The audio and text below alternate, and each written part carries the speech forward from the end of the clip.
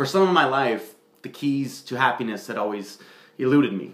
I was convinced that happiness was a product of external circumstance.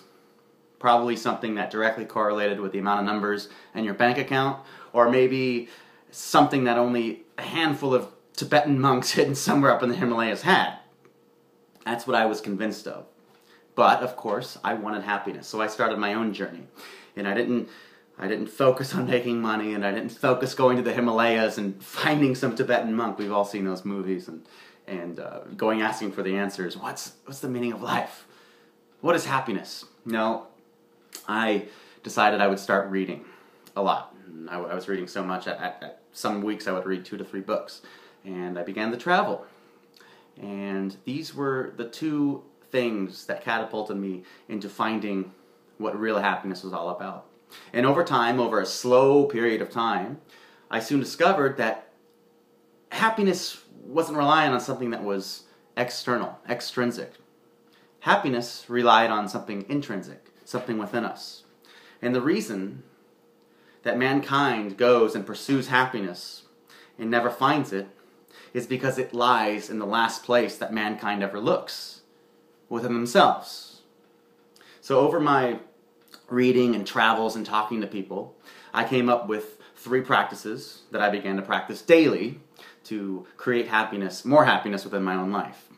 And these 3 practices changed my life so dramatically, and I don't even look at them as practices anymore. They just became a part of who I am within months, really, and I've been doing this for about 8 years.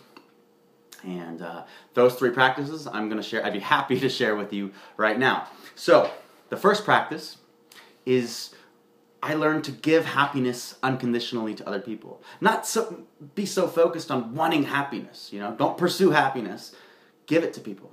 And there was a cool thing that happened when I did that. I became happier. I felt so good giving compliments to people. So I would say, genuine compliments. I would say, "You look good today." Really, and I would mean it. Nice shirt, Have you lost weight? Things like that. And I would give compliments. And that's something that a lot of people don't do anymore, unfortunately. It's just really weird. And people would be kind of taken aback. And a funny thing happened.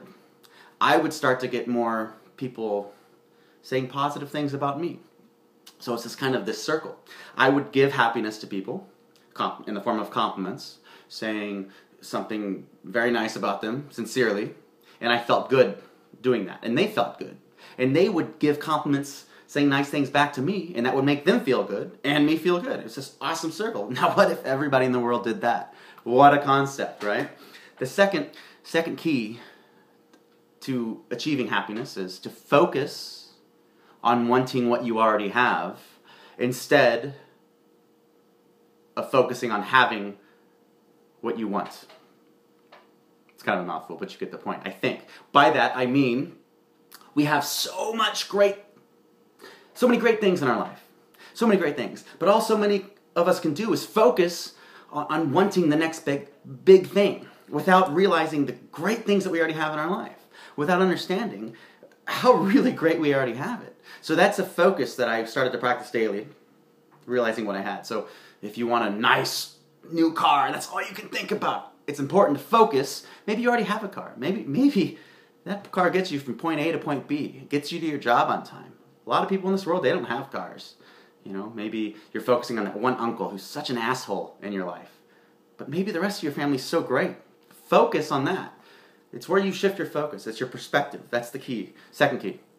The third key is, and this is the toughest one. This was very difficult for me in the beginning, but to find beauty and find the positive and maybe even the opportunity in a bad circumstance. There's this funny cartoon I saw actually last week, and it's this Buddhist who gets in a car accident, and somebody runs up to him and goes, "Oh my God, you got in a car accident." And he goes, "I know, isn't it great?" And by that the cartoon means that he was focusing on the good. He was alive. Oh my God, what a great concept to be happy to come out of a car accident instead of going, "Oh shit, I got in a car accident and oh my God, wow, but maybe I'm alive." That is the third key. Finding positive. Somebody dumped you. Find the positive in that. I have the opportunity now to go and do these things. So all that's easier said than done, right? And that's true. That's why happiness is an art. It's a practice. And over time, if you practice it enough, it becomes ingrained in you. I don't think about practicing these things in my life anymore. They're inevitable. I just do them now. I had to over the first 4 or 5, 6 months, and it felt funny at first, but now it's just a part of who I am.